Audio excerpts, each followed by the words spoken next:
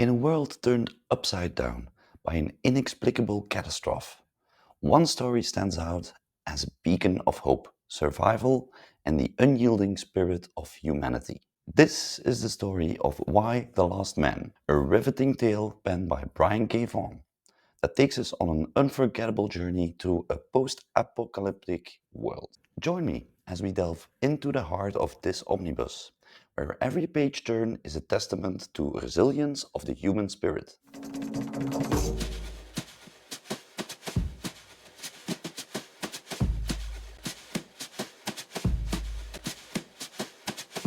Welcome back, geeks!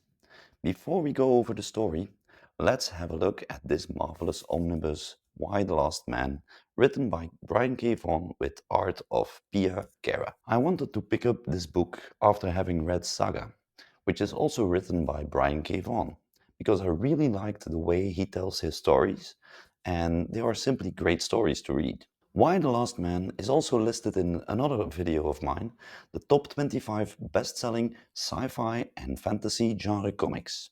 If you like this genre, then check out some of the must-read titles in that video. This omnibus contains the completed 60 issues run, which ran from 2002 to 2007 in a whopping 1,440 pages. It's a big book. In the front of the dust jacket, we have stunning artwork of Pia Guerra, showcasing Yorick Brown, that's the protagonist, and his capuchin monkey Ampersand. Then on the spine, we have a big Y and the title, of course, Why the Last Man, the artists, and the DC Comics logo. Originally, it was Vertigo, but now it's taken over by DC. And then the back says winner of 3 Eisner Awards, which is not to be taken lightly, and a summary of the story. Cover price is $150. I got this real cheap, I think for 65 euros. I think that's approximately $80. So I'm quite glad that I have it at that price, and I read it completely, I think in about 4 days, because it's a really big book, but it's so captivating, and it really draws you in and you can't stop reading. So every time I had a bit of spare time, I kept reading it. Let's have a look behind the dust jacket. If we take it off, so behind the dust jacket, we have more artwork of Pia Guerra. In the front, again, Yorick and Ampersand. And in the back, we've got Agent 355. Who that is, you'll hear that later in this video. I'm not going to spoil it right now. We're just checking out the omnibus. Well, I'm about to summarize the story for you, and it will contain some spoilers.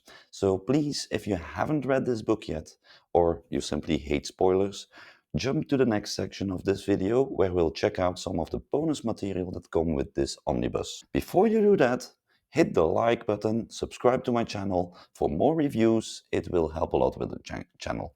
Thank you very much for that.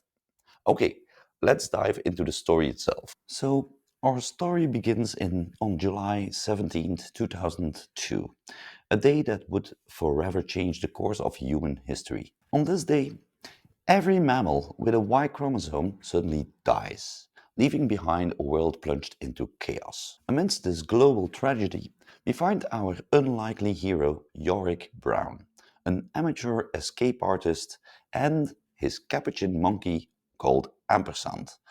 They are the sole male survivors. The aftermath is devastating. Infrastructures collapse, and the survivors are left to navigate a world without men. Can you believe that? Amidst the despair, Yorick's journey of survival begins. Under the protection of Agent 355, a member of the secretive Copper Ring. Their mission is clear: to find Dr. Allison Mann, a brilliant geneticist who might hold the key to understanding Yorick's survival and potentially the future of humanity. But the road is filled with danger, as various factions, each with their own agendas, seek to capture or kill Yorick. Throughout their perilous journey, Yorick and his companions encounter allies and foes alike. From a sister hero and a courageous Russian soldier to an astronaut named Siba and a pregnant former flight attendant. Each character weaves their own thread into the rich tapestry of this story. In a twist that takes them across continents, the truth behind Yorick's survival is linked to Ampersand, whose accidental exposure to a lab experiment may have shielded them both from the global catastrophe. But with these revelations come more questions, and the fight for survival takes on new dimensions. As the journey culminates in Paris, Yorick faces the complexities of love, loss, finding and losing love in a world reborn from the ashes of its own destruction. The death of Agent 355 marks a turning point, one that forever alters Yorick's path. Decades pass, and we see a world transformed. Dr. Mann's breakthrough in cloning marks the beginning of a new era of humanity. Yet, at its heart, this is a story of Yorick Brown, a man who survived against all odds, whose legacy is as complex as the world he helped to shape. In the end, Why the Last Man is more than a tale of survival. It's a reflection on what it means to be human, to fight for a future when all seems lost. As Yorick escapes once more, his story reminds us that in the face of adversity, humanity's greatest strength is the ability to endure, to hope, and to begin anew. So when we look at the bonus material in the book, at the back, we got some sketchbook art, just like this. And there are preliminary character designs. If I can turn the page to show some. So a couple of character designs like Yorick and Ampersand. We also have Agent 355, early designs. We've got Beth. We also have other Beth and Yorick.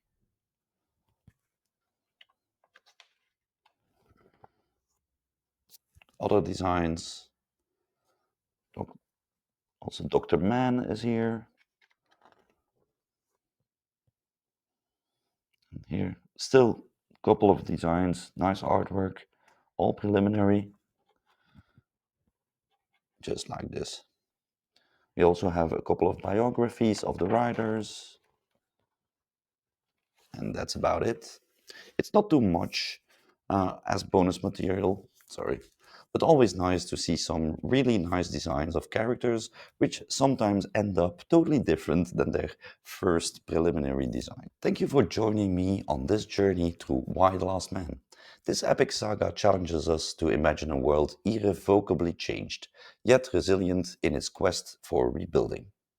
I highly recommend reading this book. If you like the science fiction genre, it's definitely a must read, and I'm likely to read it again in a couple of years, just because it's that good. Until next time, keep turning those pages and exploring the worlds beyond our own.